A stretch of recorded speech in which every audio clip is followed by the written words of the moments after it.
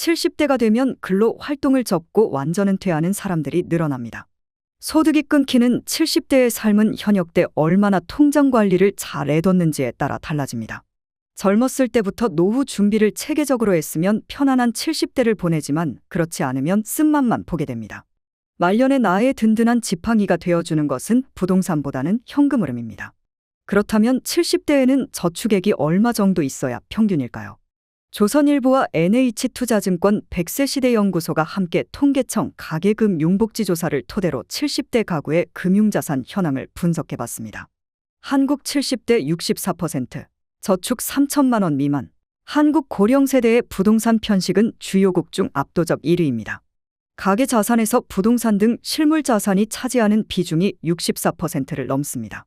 미국의 2배가 넘고 일본보다도 훨씬 높죠.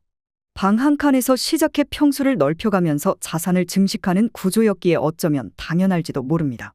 아파트를 분양받아서 중산층이 된 가정일수록 부동산 의존도가 높습니다. 하지만 유동성이 낮은 부동산에 자산이 쏠려 있는 노년 가정은 돈맥 경화에 시달리기 쉽습니다.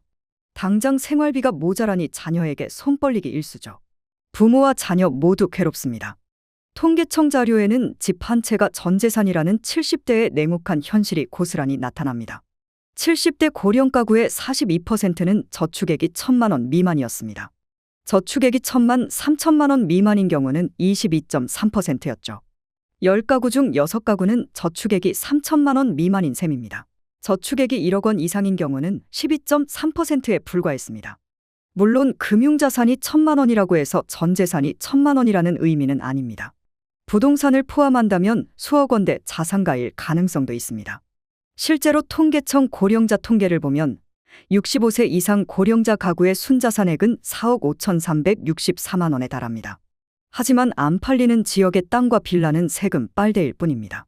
정보연 NHWM 마스터즈 전문위원은 노후 준비가 잘 되어 있다고 생각하는 사람들은 대부분 금융자산 비중이 높은데 노후 생활비를 금융 포트폴리오로 준비하기 때문이라며 저성장 고령화라는 거대한 사회 트렌드를 고려한다면 부동산 투자는 자본 차익보다는 현금 흐름을 우선해야 한다고 말했습니다. 일본 70대 46%, 저축 1,000만 엔 이상. 그렇다면 우리보다 앞서 고령화를 겪은 일본은 어떨까요? 일본은 한국처럼 부동산 사랑이 극심하지 않습니다. 집이 알아서 우리 집 재산을 증식해줬어요라고 말하면 화들짝 놀랍니다. 장기간 디플레이션을 겪어온 일본 고령자들은 현금을 더 선호합니다. 이런 경향은 통계에서도 여실히 나타납니다. 2021년 기준 일본 전체 금융자산의 57.3%를 65세 이상 고령자들이 보유하고 있습니다.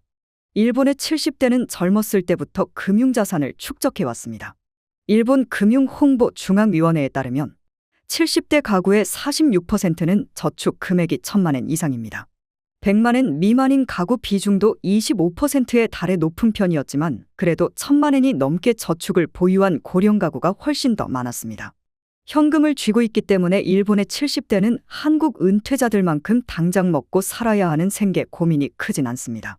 그보다는 정신적으로 풍요로운 노후를 보내는 데에 더 관심을 갖는 편입니다. 건강만 허락된다면 밖에 나가서 일을 해서 사회관계를 유지하려 하고 다양한 지역 모임에 참여해 활동하고 은퇴 후 나만의 취미를 찾는 데에도 열심입니다. 그런데 70대의 평균 저축액 분포를 좀 더 세분화해서 살펴보면 일본 사회의 잔인한 저축 격차가 드러납니다.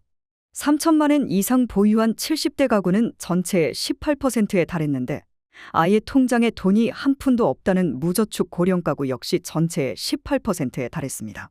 참고로 노후에 금융자산을 보유하려는 이유에 대해 묻자 일본 고령자들은 은퇴 생활비 확보, 질병이나 불의의 사고 대비, 여행 레저용 자금, 통장에 현금이 있어야 안심된다 등의 답변을 내놨습니다.